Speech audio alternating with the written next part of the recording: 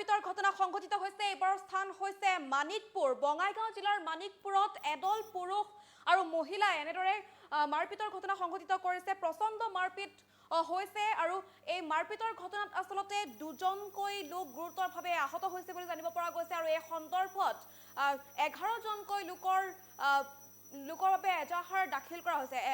11জন লোকৰ বিৰুদ্ধে এজাহাৰ দাখিল কৰা হৈছে বুলি জানিব পৰা গৈছে। মানিকপুৰৰ ঘটনাই আমি দৃশ্যাংশ দেখুৱাম এই মুহূৰ্তত। এটা ডাঙৰ খবৰ এই মুহূৰ্তত লৈ আনিছোঁ।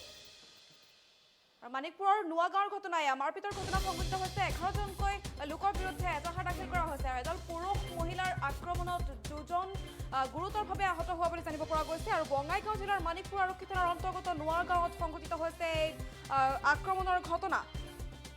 দুজনকৈ লোক গুৰুতৰভাৱে আহত হৈছে বুলি জানিব পৰা গৈছে। মিনাৰুল ইছলাম নামৰ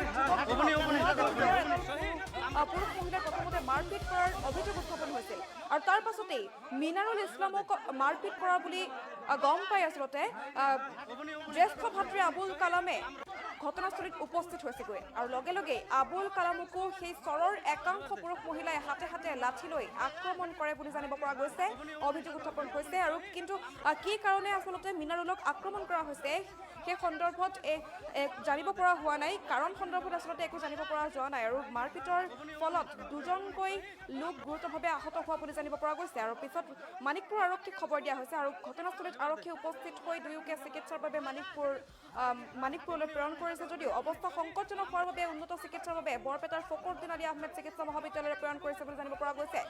ঘটনা সংক্ৰান্তত আবুল কালাম আজাদৰ সহধৰ্মিনী শ্বেলিমা আক্তাৰে 11জনকৈ লোকৰ বিৰুদ্ধে এজাহাৰ দাখিল কৰিছে বুলি জানিব পৰা গৈছে। 11জনকৈ লোকৰ বিৰুদ্ধে এজাহাৰ দাখিল কৰা হৈছে ঘটনাৰ সন্দৰ্ভত। আৰু দুই ভাই ককায়েকক মাৰপিট কৰা আটাইকেইজনকে দৃষ্টান্তমূলক শাস্তি বিহিবলৈ আৰক্ষীক আহ্বান জনাইছে এতিয়া ভুক্তভোগী। আমি পুনৰবাৰ জনাইছোঁ মানিকপুৰৰ নোৱাগাঁৱত ভয়ংকৰ মাৰপিটৰ ঘটনা সংঘটিত হৈছে। 11জনকৈ লোকৰ বিৰুদ্ধে এজাহাৰ দাখিল কৰা হৈছে আৰু এদল পুৰুষ মহিলাৰ আক্ৰমণত দুজনকৈ লোক গুৰুতৰভাৱে আহত হোৱা বুলি জানিব পৰা গৈছে।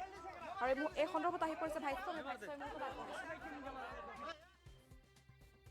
তাৰমানে কি মোৰ সৰু ভাইটিয়ে 4:30টা মানত ফোন কৰিছে মোক যে ভাই মোক যে মাৰি পেলাই আছে আপুনি আহক। যে ক'ত যে উত্তৰ নোৱাগাঁও এই বাক্সা ঘৰত, মই ঘৰত সোমাই মই প্ৰাণ ৰক্ষা কৰি আছোঁ।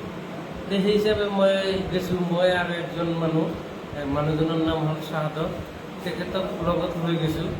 লগত লৈ যোৱাৰ পিছত মই কৈছোঁ যে যি হৈছে আমি একেলগে বহি কি আলোচনাৰ মাধ্যমত কাৰ ভুল হৈছে কি হৈছে সেইটো মীমাংসা কৰা যাব। কিন্তু সিহঁতে কৰিল কি নাই, মিনাৰুলক মাৰিয়ে পেলাম, ঘৰ ভাঙি মাৰিয়ে পেলাম। তেতিয়া মই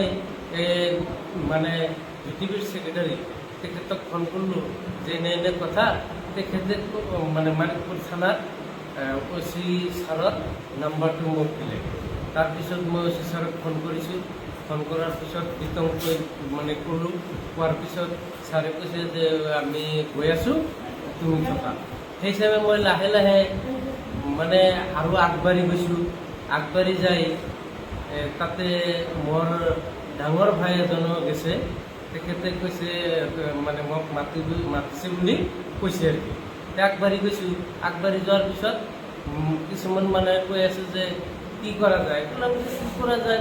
আচ্ছা, ঘটনাটো কি লৈ আহিছে? ঘটনাটো মোৰ সৰু ভাইটিয়ে বোলে কাৰ ওচৰত পইচা পায়, সেই পইচা নিবা গৈছে। পইচা নিয়াৰ পিছত তাৰমানে সেই লৈ তৰ্কাতৰ্কি হৈ তেওঁক প্ৰাণে মাৰাৰ মাথা ফাটাই দিছে। আপোনাকো মাৰিছে? হয়, মোক পাছত একদম মই যে প্ৰশাসনৰ কথা কৈছোঁ যে থানাৰ পৰা পুলিচ আহি আছে, এইখিনি কথা কোৱাৰ লগে লগে তেওঁলোকে কি কৰিল, খঙত মোক একদম দৌৰি আহি আক্ৰমণ কৰিলে। মোৰ মূৰত মাৰিছে, মোৰ এই ৰাজহাড়ৰ কোন হৈ থিয় হ'ব নোৱাৰোঁ মই, এনেকুৱা অৱস্থা কৰিছে। মানুহে নধৰিলে মোকো মাৰি পেলালে। যিজন মানুহে মাৰিছে মানুহকেইটাৰ নাম? মানুহজনৰ নাম আলম আলী, তাৰপিছত জাহিদুল ইছলাম, শহীদ মিয়া,